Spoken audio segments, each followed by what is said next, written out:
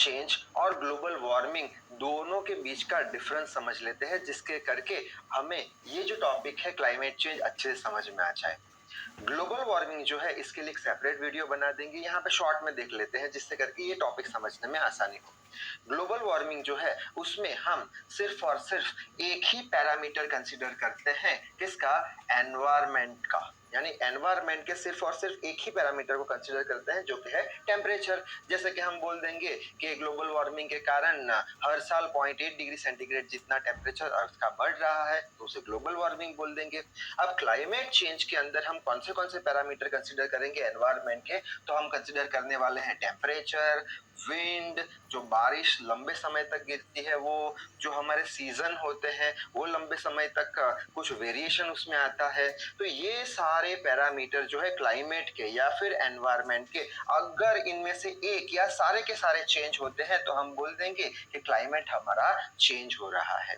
जबकि global warming के अंदर हम सिर्फ और सिर्फ एक ही पैरामीटर चेंज होता है उसकी बात करते हैं। यानी कि क्लाइमेट चेंज के अंदर ही ग्लोबल वार्मिंग आ जाता है, उसके अंदर ही ग्रीन हाउस इफेक्ट आ जाता है और उसके अंदर ही ओजोन लेयर डिप्लेशन आ जाता है।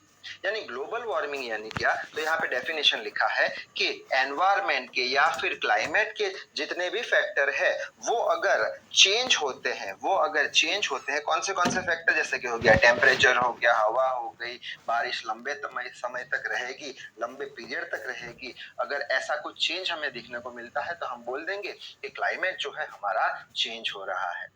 अब क्वेश्चन आएगा कि क्लाइमेट चेंज होने के कारण कौन से हैं, क्यों क्लाइमेट हमारा चेंज हो रहा है? तो फर्स्ट रीजन लिखा है कि जो सूरज की इंटेंसिटी है वो चेंज हो रही है, यानी सूरज की गर्मी बढ़ रही है, इसके कारण क्लाइमेट चेंज हो रहा है।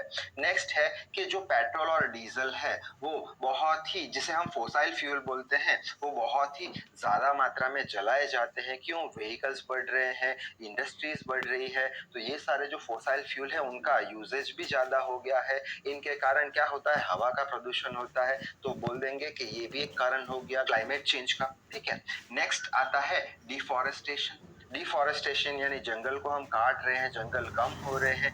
क्यों जंगल कम करने पड़ रहे हैं? क्योंकि हम सड़कें बना रहे हैं, बड़े बड़े पावर स्टेशन बढ़ा रहे हैं, जिसके कारण क्या हो रहा है? जिसके कारण क्लाइमेट चेंज हो रहा है। शहरीकरण हो रहा है, क्लाइमेट चेंज हो रहा है, जिसके कारण इंडस्ट्रियलाइजेशन यानी कंपनी बहुत ही ज्यादा मात्रा में अभी बढ़ रही है, जिसके कारण क्या हो रहा है? क्लाइमेट चेंज हो रहा है।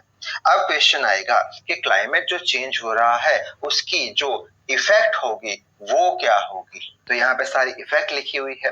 तो पहले ही इफेक्ट लिखी है कि गर्मी की सीजन में बहुत ही ज्यादा गर्मी पड़ेगी और ठंडी की सीजन में बहुत ही ज्यादा ठंडी पड़ेगी। ये इफेक्ट हो गया क्लाइमेट चेंज का।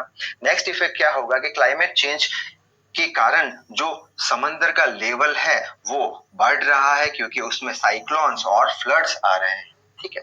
अब क्लाइमेट चेंज की वजह से क्या हो रहा है, उसका इफेक्ट क्या हो रहा है कि पिछले 12 सालों में CO2 की मात्रा जो है वो 30% जितनी बढ़ चुकी है एनवायरमेंट में।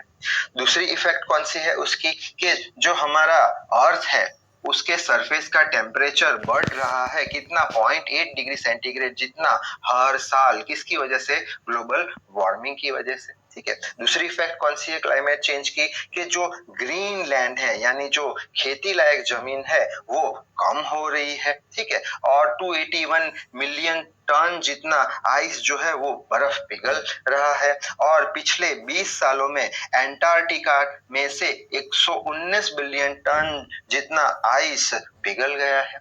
और पिछले 100 सालों में जो भी हमारा लेवल है समंदर का, वो समंदर का लेवल 0.19 मीटर यानी करीब करीब 8 इंच जितना बढ़ चुका है। तो ये सारा था इफेक्ट क्लाइमेट चेंज का। तो यहाँ तक एग्जाम में लिख के आने पर हमें फुल मार्क्स मिल जाएंगे। तो इस वीडियो में बस इतना ही। नेक्स्ट वीडियो में हम ग्लोबल वार्मिंग के बारे में पढ़ेंगे। तो तब तक के लिए read hard work hard. Thank